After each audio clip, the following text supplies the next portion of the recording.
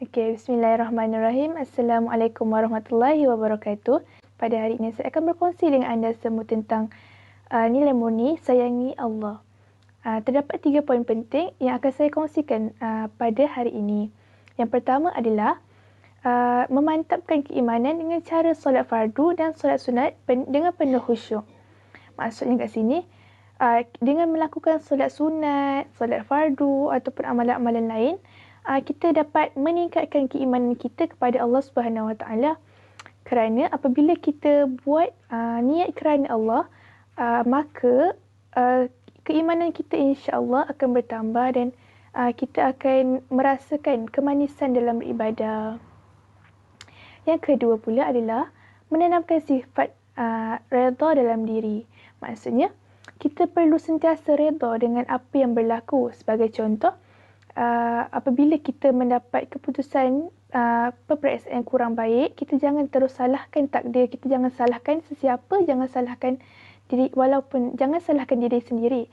Kerana ini semua adalah ketentuan daripada Allah untuk melihat betapa jauhnya kesabaran kita untuk menghadapi ujian yang Allah beri. Mungkin sekiranya kita berjaya mendapat keputusan cemerlang, kemungkinan kita akan merasa riak ataupun takbur dengan keputusan tu. Maka Allah tahu apa yang terbaik untuk kita, maka kita kena redha dengan keputusan ataupun takdir yang Allah tentukan untuk kita.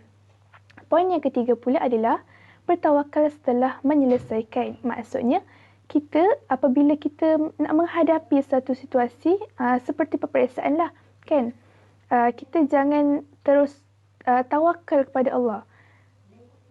Kita kena berusaha dulu baru boleh bertawakal. Kerana kalau kita tak berusaha, kita hanya berserah kepada Allah, maka benda tu akan jadi sia-sia kerana kita tak ada usaha. Sesungguhnya Allah sayang ataupun cinta kepada orang yang sentiasa berusaha. Setelah kita berusaha dengan penat lelah, insya-Allah Allah akan bagi ganjaran yang setimpal dengan usaha kita. Itu janji Allah, insya-Allah. Tajuk kecil saya ialah pelihara diri. Kita perlulah pelihara diri dengan mendekatkan diri kita kepada Allah. Yang pertama ialah melazimi istighfar. Kita perlu istiqomah dalam beribadah. Kita perlu mendisiplinkan diri untuk terus beristiqomah dalam melakukan sesuatu perkara. Dan jangan lupa untuk selalu berdoa. Baiklah, nilai yang pertama yang boleh menyebabkan kecemerlangan diri kita ialah bertindak dengan berani. Bertindak dengan berani ni maksudnya macam kita membuat sesuatu dengan hati yang ikhlas dan juga kita yakin apa yang kita buat. Kedua, mengikhlaskan hati dalam melakukan amal kebaikan. Dan yang terakhir ialah menghormati masa. Menghormati masa ini sama seperti menepati masa. Menepati masa ini sangat penting dalam kehidupan kita kerana orang yang berjaya adalah orang yang menepati masa. Keempat, cemerlang peribadi. First, seorang pelajar cemerlang sewajarnya berwawasan dan bercita-cita tinggi untuk mencapai matlamat dan tujuannya. Second, menyediakan persiapan rapi supaya diri kita sentiasa bersedia dalam apa jua keadaan. Last is, memperbanyakkan membaca bahan ilmiah. Sebab apa? Sebab kita bukan sekadar cemerlangkan diri kita, malah kita cemerlangkan juga akidah diri kita. Dan daripada situ akan timbul nilai-nilai murni dalam diri kita. Kita pergi kepada poin pertama, iaitu fokus dan serius ketika belajar. Dan poin yang terakhir pula ialah berfikir secara mantap. Pada pandangan saya lah, berfikir secara mantap ni lebih kepada berfikir dengan logik dan masuk akal.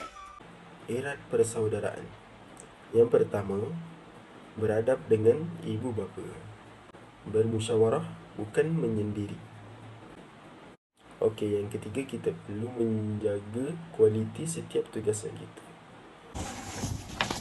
Poin ke-6 iaitu elak persengketaan. Dalam surah Al-Hujurat ayat 10, A'udzubillahi minasyaitonirrajim.